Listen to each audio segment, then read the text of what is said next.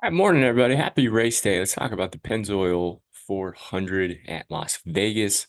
Getting this video out a little bit later than I had anticipated. Wanted to get it out late last night, but it just didn't happen. So here we go. So we got a real race, today. What does that mean? Well, we're on an intermediate track, so there's no more drafting, no more super speedways. It's a intermediate 1.5 mile track. When you think about NASCAR, this is the type of track that you think about. We're going to learn a lot from this race that we're really going to be able to use for the rest of 2024. But when we look at this race specifically, what are we looking at? So for me, I'm looking at how did these teams perform in the 2023 1.5 intermediate tracks? What was their speed? Where did they finish? How many fast laps were they getting? Well, how many laps led were they getting? That type of information. And then I'm also going to look at practice and qualifying for this weekend because yes, it is a new year. There are some changes. Some teams have gone up, some teams have gone down. We have to keep that in mind as well. Now, practice did get a little bit crazy with Ryan Preece wrecking out, which kind of, ruined, some of the practice sessions for some teams. So you kind of have to take it with a little bit of a grain of salt. But the thing that really stands out to me is all of these points that are up for grabs. So we talked about it in the Xfinity Series video, but you really need to focus on who is going to run fast in this race. Specifically, who do you think can be a lap leader? And if you don't think, and most of the times they go hand in hand. So who do you think can be a lap leader? And who do you think has the car, the ability to clock off fast laps, even if they aren't out in the lead? Um, there's over 180 points up for grabs today between, laps led and fast laps. So for me, I want to build around those lap leading and fast lap getters and then try to build out the rest of my line with place differential and value plays.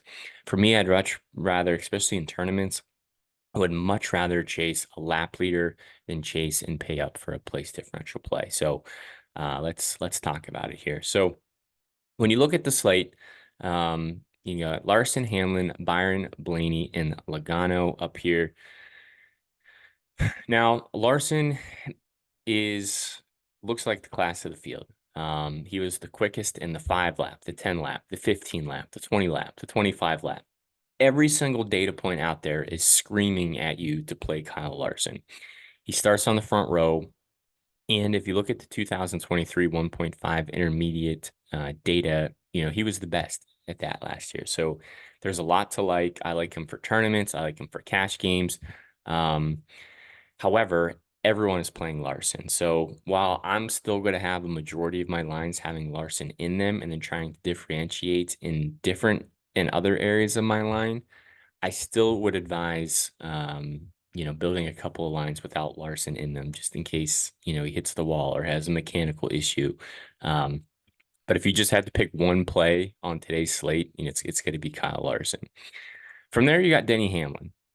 Now, Hamlin is kind of in the opposite boat of Kyle Larson. He didn't have a great car in practice and qualifying. He starts 28th, and he's expensive. So it's going to be difficult to get, Larson, Hamlin, and Byron into a line. Most likely you're only going to be playing one or maybe two of these drivers together. Um, I personally would lean on Larson and Byron just because I like their lap leading upside and their fast lap ability.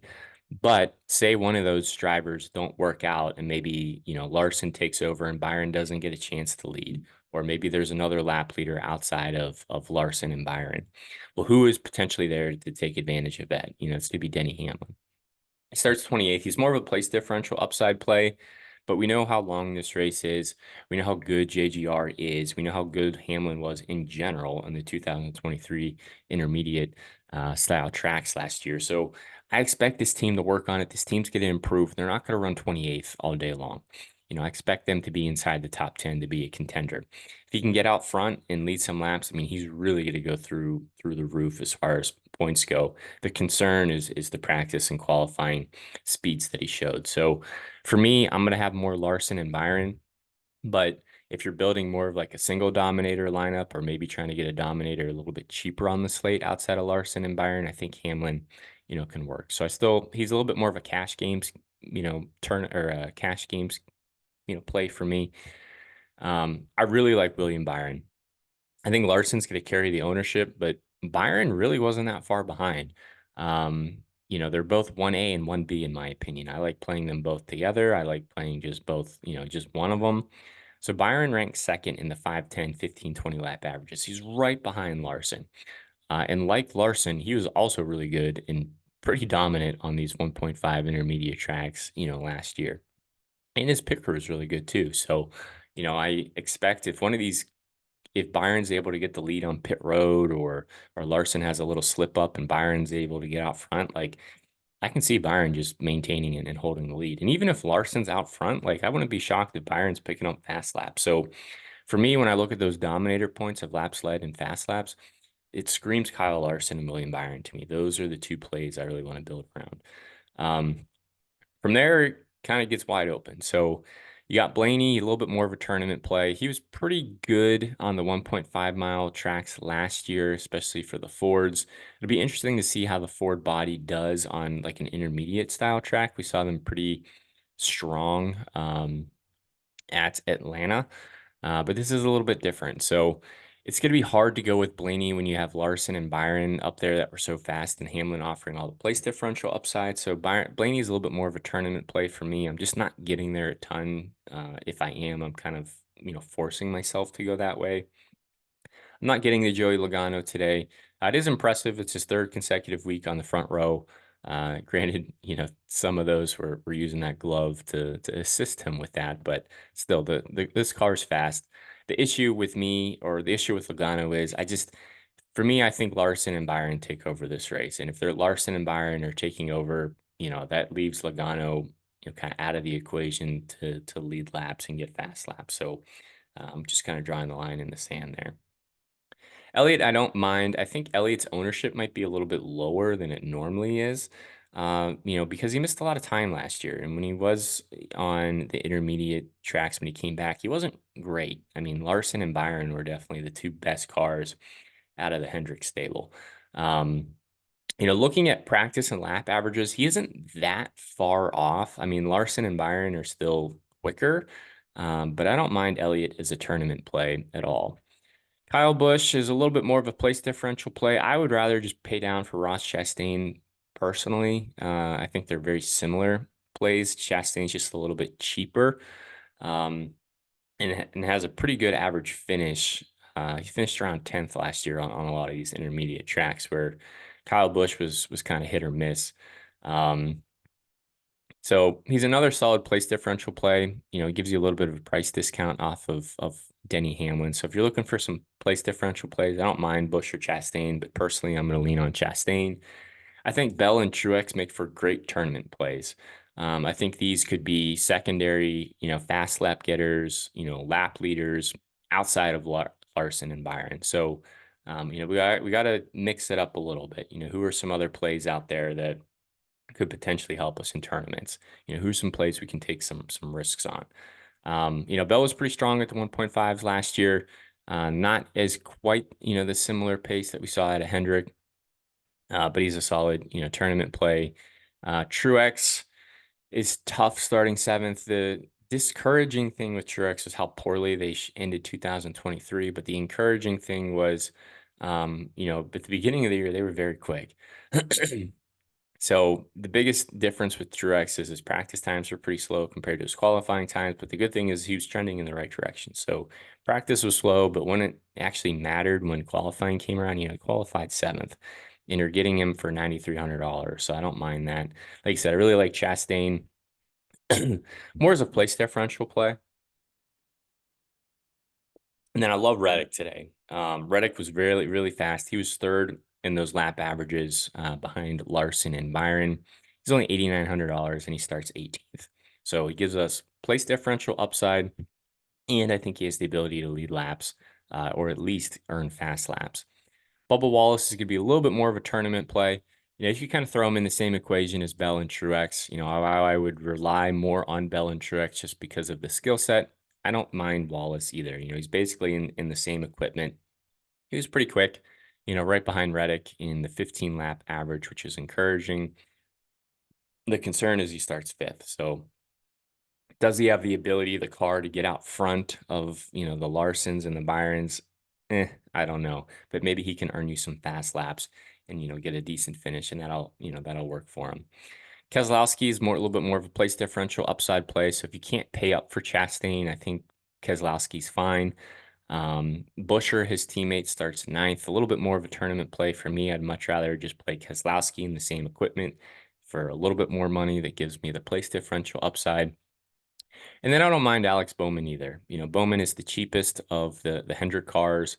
He doesn't really seem to have the same pace as his teammates. Like he's even, further behind Elliott, and we know Elliott is behind Larson and Byron, but it's still a Hendrick Motorsports car for $8,100, starting 23rd. So, um, relatively a safe play. I don't know how high he can honestly get up and finish, but I don't really think he's going to hurt your line. Suarez, I'm just not getting to. I think he rides around, where he starts. Gibbs is going to be a little bit more of a tournament play, same as Wallace, in kind of Bell and Truex. Now, I think Gibbs has the least likelihood of getting fast laps and leading laps compared to Bell, Truex, and Wallace. He's the cheapest of the Toyotas, just kind of like Alex Bowman is the cheapest of the Hendrick cars. Gibbs is the cheapest of the JGR cars, and we know how good that equipment is. Now, the upside that Bowman has is the place differential. Gibbs doesn't really have that place differential, but he starts further towards the front of the field. So it gives you a little bit more finishing, points there if he's able to maintain it. And maybe he can clock off some fast laps for you. So a little bit more of a tournament play. If you're building multiple lines, I'm going to try to find a way to work in Gibbs, work in Bowman, work in Wallace, work in Truex, work in Bell. Like some of these more aggressive, risky types of plays that kind of start in this weird, you know, fifth to 12th place position. Those are some of the plays I'm really going to try to sprinkle in. I'm not getting to Jones. He was very slow. McDowell, I'm just pausing the brakes on for now. I'm more interested from a fan perspective, just seeing how this team does with the Penske Alliance now that we're on like a real racetrack. But starting 12th is a little bit too far forward. Austin Cindric starts third. It's going to be a hard time imagining him hanging on to that position. Austin Dillon has just been mediocre. He starts mid-pack. He most likely finishes mid-pack. John Hunter Nemechek, this team isn't great. We saw that with Eric Jones. John Hunter Nemechek is even starting further back than Eric Jones, and we saw how slow Eric Jones was in practice. Now, yes, he did win the Xfinity race, but that was in completely different equipment and a completely different car. So I'd much rather just pay down for other place differential plays that are a little bit cheaper. Stenhouse, you can take a risk on. He has an average finish around 17th or so on the 1.5s last year. He starts 13th. So, yes, it's a little, a few handful of spots further ahead than that average finish. But his speed is decent. I mean, he's shown the ability to kind of maintain this position if he's having a good day. Now, the concern is if he has a bad day, or an issue and then he finishes 22nd or 23rd, like that's not going to be good for you. But I think his ownership's going to be pretty low. Now, Chase Briscoe was very fast in practice, but he was one of the worst cars at the 2023 intermediate tracks last year. So because of that, starting sixth, I am just not interested. Corey LaJoy didn't run a lot of laps in practice, but a lot of cars didn't, just because of kind of the weird practice session that kind of got broken up. Starts mid-pack. I'd much rather just pay down for his other Spire teammate, Zane Smith, that we'll get to, later here. And then once you get to these SHR cars, like you're going to need some value. You're going to need some place differential plays. I don't mind them. I think they're relatively safe and they have decent upside. So yes, the SHR cars have not been good. They were not good on the 1.5s, but the upside that they have is I like their equipment still better than everyone else below them, and they start pretty deep in the field. So Gregson starts deep. He gives you a lot of place differential upside. He's still in his primary car, whereas Priest gives you even more place differential upside, but he's in a backup car because he wrecked out in practice. So while I do prefer Gregson and Priest, I think they're safer. I think they give you more upside. I do think they're going to be higher owned. So if you're looking for, well, maybe how's a different way I can get different with my builds, I don't mind Josh Berry either. He's not that much further forward than Gregson. And I think his ownership will come in significantly less than Gregson and Priest. So I don't mind these three SHR cars. I'm not getting the Briscoe, but I am getting the Gregson, Berry, and Priest in my lines. And then once you get down to this punt range, I'm not getting the Todd Gilliland. He was just really slow, which is concerning, and that's another reason I'm slightly concerned about McDowell. They just kind of had night and day differences with practice and qualifying. Hocevar qualified pretty strong, but starting 14th is just going to be tough. And for me, I like Zane Smith a lot for tournaments. If you need a value punt play, I really like him. I don't know how much ownership he's going to get compared to other plays that start deeper in the field. But the thing that's encouraging about Zane Smith is he was pretty fast in practice, especially as we got a little bit longer, the 10, 15 lap averages. He was up there, inside the top 10. Is that an outlier? Maybe. But I'm really willing to take that risk and that upside for a driver that's only $5,700.